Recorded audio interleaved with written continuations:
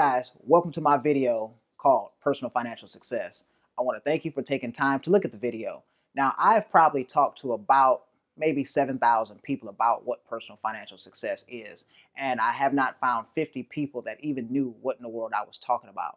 But it doesn't matter if you're a doctor, lawyer, school teacher, janitor, whatever type of profession that you're in or whatever industry you're in, you're trying to do two things. Number one, you're trying to have income for today. And basically, since life is not free, we need money coming in about every week or so, maybe even every 2 weeks to pay down bills. And then one day we have to have what is called income producing assets. Now, income producing assets is anything that you own that produces income irregardless to you working. Now, so it doesn't matter what you're doing, you're trying to do these two things in your life, okay? But here's the problem. Let's say, for example, let's put some numbers to this so you can understand what in the world it is I'm talking about. So we're going to take a household income of roughly $5,000 per month, which is about $60,000 per year. Now, many people would call that a great household income. So now the question becomes is, how much do I need down here in assets to replace that income? Because remember, you never ever want to run out of money, do you? No. So you want to have money all the days of your life. So how do you do that? You have to have an income producing asset that's large enough that creates a rate of return that you can live off of. So roughly, you would need between 10 times and 20 times what you make in a year. So let's put those numbers here. So you would need at least $600,000 here at a 10% rate of return, which would be roughly about $60,000. Because remember, you have income replacement. Because you're going to have to get to this. Because remember, one of three things is going to happen to you. Either you're going to get too old to work, the job is going to fire you, or you're going to decide you don't want to work. One of those three things will happen in your life, and you have to have income coming from somewhere. So, many people don't have what I call financial literacy. We live in a society that's based on capitalism, business, money, and finance. But here's the problem. You can go from kindergarten all the way to the 12th grade, and it's never mandated that you learn anything about business, money, capitalism, or finance. But you're taught about history, you're taught about how to dissect a frog and all these different things and what a rhombus is. Now, I'm not here to debate whether those things are good or bad, but when is the last time you used a rhombus? See, if you're not in a profession that really has to use those different terms, you might not have even seen those things or used those terms since you were in school.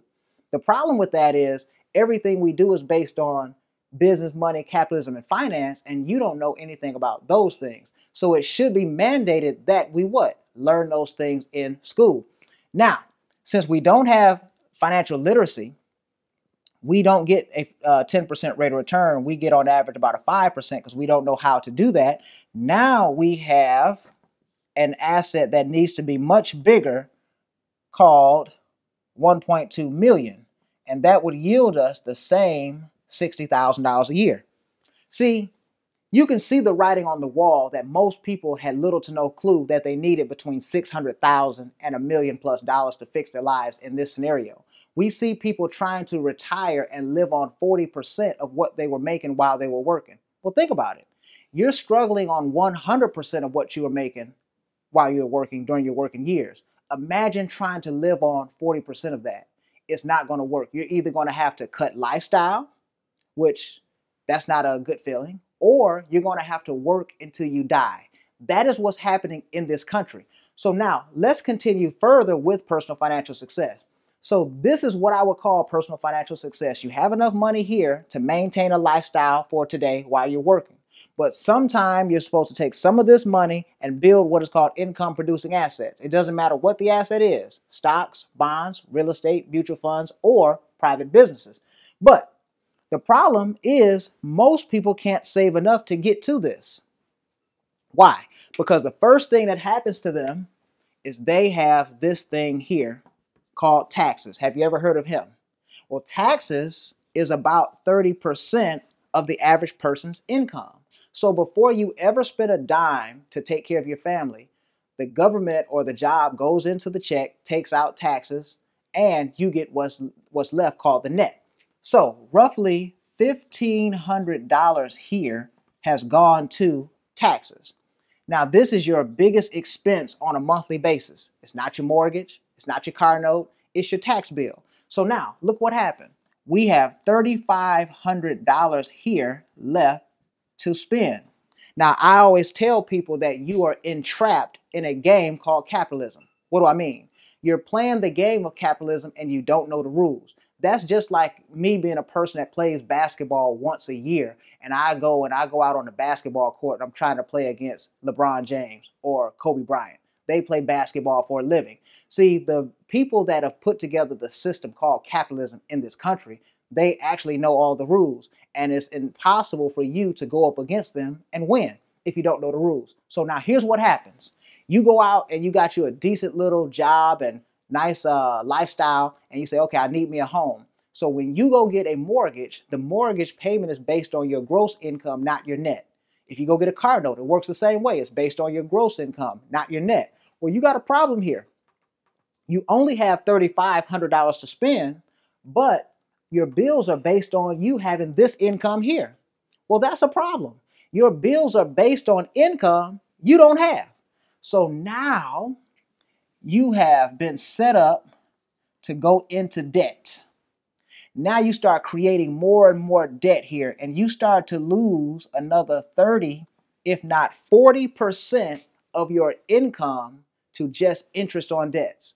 Because remember, most of the house payment is what? Interest. So if you have $1,000 mortgage payment, 700 of it is interest for the first 22 years.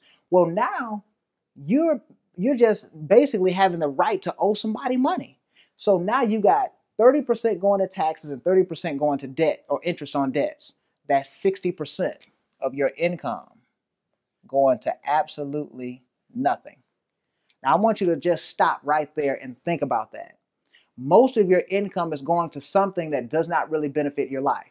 So now you're supposed to take the difference, which is 40%, live on it, and since 91% of the people in this country don't have what I call a good retirement plan called a pension, that means the company just puts money aside for you and you don't have to do anything.